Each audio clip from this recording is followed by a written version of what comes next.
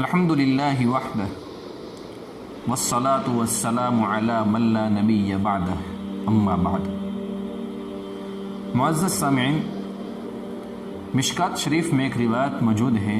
اس روایت کے راوی ہیں حضرت عمر بن خطاب رضی اللہ تعالی عنہ۔ وہ فرماتے ہیں کہ ایک مرتبہ اللہ کے رسول صلی اللہ علیہ وسلم کے پاس کچھ قیدی آئے، جن میں ایک عورت بھی تھی، اور دودھ کی کثرت کی وجہ سے اس عورت کی جو چھاتی تھی، جو سینہ تھا، اس کے اندر سے بہہ رہا تھا دودھ، کیونکہ اس کا بچہ وہاں پر موجود نہیں تھا کہ وہ اپنے بچے کو دودھ پلا دیتی۔ تو وہ دودھ پلانے کی خاطر کسی بچے کو تلاش کر رہی تھی، ادھر ادھر وہ دوڑتی رہتی تھی۔ چنانچہ جب وہ قیدیوں میں سے کسی بچے کو پا لیتی تو اپنے بچے کی محبت میں اسے لے کر اپنے پیٹ سے لگا لیتی اور اسے دودھ پلانے لگتی۔ یہ واقعہ جب اللہ کے رسول صلی اللہ علیہ وسلم نے دیکھا، یہ منظر دیکھا، تو اللہ کے رسول صلی اللہ علیہ وسلم نے ہم سے فرمایا، حضرت عمر فرماتے ہیں، کیا تمہارا خیال ہے کہ یہ عورت کیا اپنے بچے کو آگ میں ڈالے گی؟ حالانکہ اس کا حال یہ ہے کہ یہ دوسرے کے بچوں کے ساتھ اتنی محبت کے ساتھ پیش آتی ہیں، دوسرے کے بچوں سے وہ اتنی محبت کرتی ہیں، تو کیا خیال ہے کہ کیا یہ عورت اپنے بچے کو آگ میں ڈال سکتی ہیں؟ حضرت عمر فرماتے ہیں، ہم نے کہا ہرگز نہیں، حالانکہ وہ ڈالنے کے اوپر قدرت بھی رکھتی ہو۔ آپ صلی اللہ علیہ وسلم نے فرمایا، یہ عورت اپنے بچے پر جتنا رحم و پیار کرتی ہے، اللہ تبارک و تعالی اپنے مومن بندوں پر اس سے بھی کہیں گنا زیادہ رحم اور پیار کرتے ہیں۔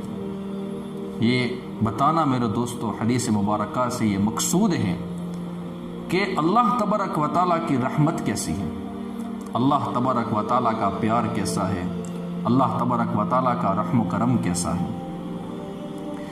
جب حشر کا میدان ہوگا تو کئی موقعوں پر اللہ تبارک و تعالیٰ کی رحمت کا ظہور ہوگا، بلکہ اکثر و بیشتر حشر کے میدان میں اللہ تبارک و تعالیٰ کی رحمت کا ظہور ہوگا مسلمانوں پر۔ اس سلسلے میں ایک روایت موجود ہے، بہت پیاری روایت ہے۔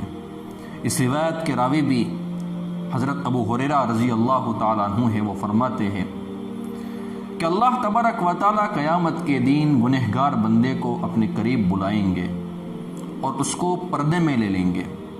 تمام مخلوق سے اللہ تبارک و تعالیٰ اپنے اس بندے کو چھپا لیں گے، اور پردے میں ہی اس کو اعمال نامہ جو ہوگا وہ عطا کریں گے، اور فرمائیں گے، اے آدم کے بیٹے، اپنے نامہ اعمال کو پڑھو۔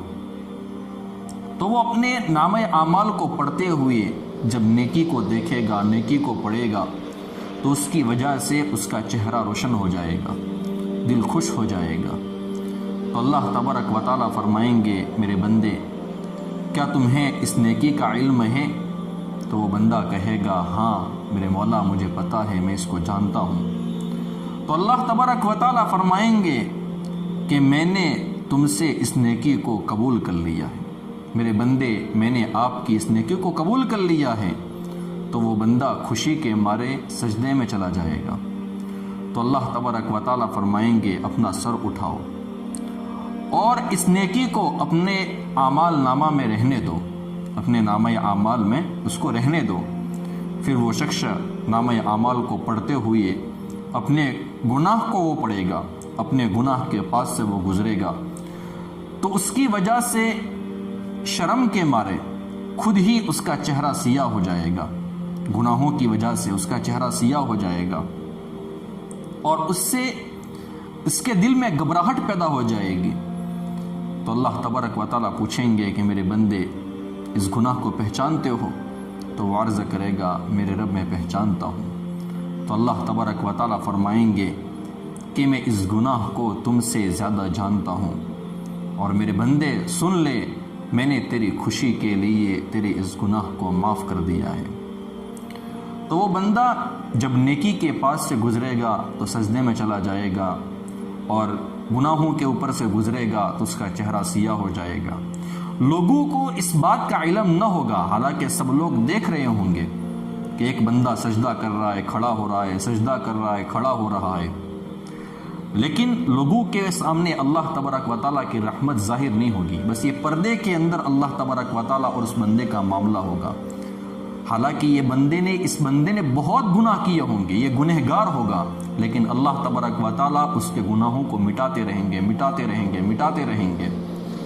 تو جو دوسرے لوگ اس کو دیکھ رہے ہوں گے، اللہ کے بندے جو اس کو دیکھ رہے ہوں گے، تو وہ یوں کہیں گے کہ یہ اللہ کا بندہ کون سا اللہ کا ولی ہے کہ بار بار سجدہ کر رہا ہے، بار بار سجدہ کر رہا ہے. اللہ تبارک و تعالیٰ ہمیں لگتا ہے کہ اس سے بہت خوش ہے، یہ تو کوئی بہت بڑا اللہ کا ولی ہے، حالانکہ یہ اللہ کا گنہگار بندہ ہوگا. لیکن اللہ تبارک و تعالیٰ اپنی رحمت سے، اپنے کرم سے اس کے گناہوں کو معاف کرتے رہیں گے، معاف کرتے رہیں گے، معاف کرتے رہیں گے.